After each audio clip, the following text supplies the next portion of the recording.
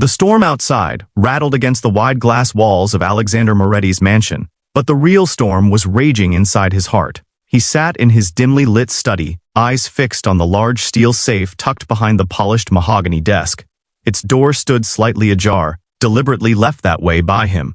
Inside, stacks of crisp $100 bills glimmered under the faint light like bait waiting for prey. He leaned back in his leather chair, jaw clenched, and whispered to himself, "Let's see who you really are." Alexander was a man of staggering wealth. He had earned his millions through tireless business ventures and ruthless decision-making. To the world, he was a brilliant and disciplined man, but behind closed doors, he was a broken soul, distrustful, hardened, and forever haunted by betrayal. Years ago, his ex-wife had left him not just with a shattered marriage, but also with a trail of deceit. She had stolen from him, lied to him, and left him convinced that kindness was only a mask people wore to get closer to his fortune. Since then, he trusted no one. Not business partners, not friends, not even the staff who worked under his roof. And that night, it was his maid, Elena, who was about to be tested. Before we go deeper into this heart-gripping story, take a moment. If you believe in kindness, forgiveness, and second chances, please like, comment, share, and subscribe to this channel. Your support helps us bring more real and emotional stories that touch hearts around the world. Elena had worked in Alexander's mansion for 2 years. She was quiet, respectful, and almost invisible in the grand corridors of the estate. She never lingered, never gossiped, never asked questions.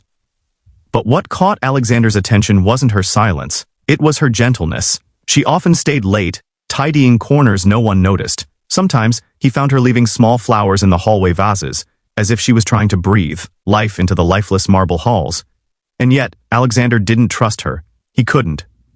So, one evening, he left the safe unlocked, stuffed with more than enough money to tempt even the most disciplined soul. Then he hid behind the doorway, watching silently as Elena entered the room. Her steps were light, almost hesitant, as she carried her cleaning cloth and duster. She hummed softly, her voice fragile like the memory of a lullaby. When her eyes fell on the safe, she froze. For a moment, Alexander's heart tightened. Was this it? Would she betray him like everyone else? But what happened next shattered every wall he had built around his heart. Elena didn't step forward to take the money. Instead, her face twisted with something he hadn't expected, pain. Her eyes filled with tears as she whispered something under her breath, words too faint for him to hear. She gently closed the safe's door, placed her hand on it as if it were sacred, and then sank to her knees. And then, in the quiet of the empty mansion, Elena prayed.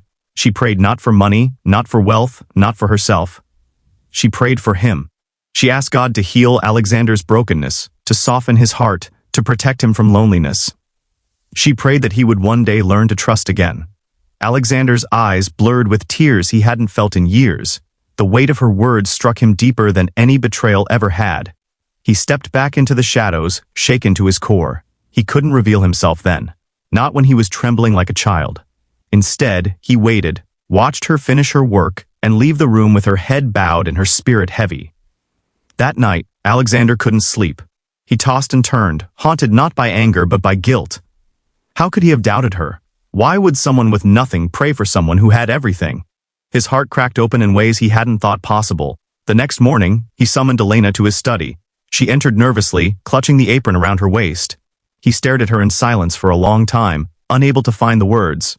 Finally, with a trembling voice, he asked, "Why didn't you take it?" Her eyes widened with confusion. She shook her head quickly, saying softly, Because it wasn't mine, sir. Money can fill pockets, but it can't fill a soul, and I know what emptiness looks like. You have a big house, but it feels lonelier than mine." Her words pierced him like a blade. Alexander broke down in front of her, something he hadn't done in years. He wept, not just for his mistrust of her, but for the years he had wasted pushing people away, hiding behind walls of suspicion and wealth. From that day on, everything changed. Alexander began to open his heart again, slowly but surely. He started small, sharing breakfast with Elena instead of eating alone, asking about her family, listening when she spoke. And as he learned her story, his heart ached even more.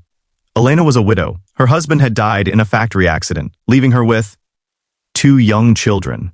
She worked tirelessly, often skipping meals, just to ensure her children could go to school.